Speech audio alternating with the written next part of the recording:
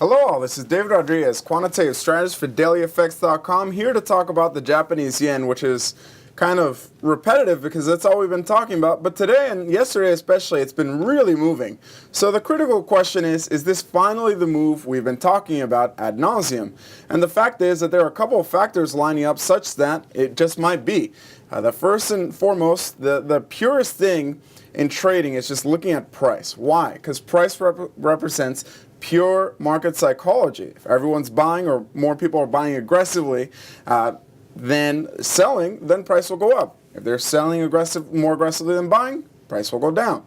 Well, right now the Japanese yen has been rallying sharply and we're at critical Japanese yen resistance, dollar and euro support against the yen, so dollar yen and euro yen support. If we break below here, there's a lot of room to the downside. You know, with the euro yen in particular, you see that we're at critical support at about 139, which represents the major swing high, reaction high that we saw back in 2009. That's a big psychological level, as well as the dollar yen, where we're just a stone's throw from its 200-day moving average, which could also represent a major turning point for the Japanese yen.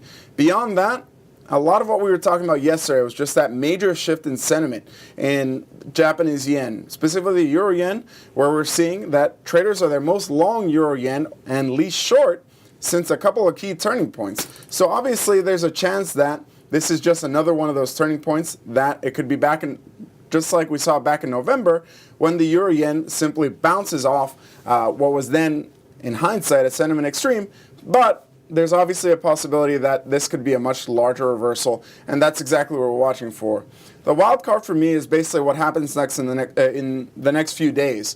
And realistically, we're seeing a big jump in Forex volatility prices, which matters because that means that traders are betting on and hedging against big moves. So take a look at the charts below, which will explain everything in greater detail. Best of luck trading, and I'll talk to you soon.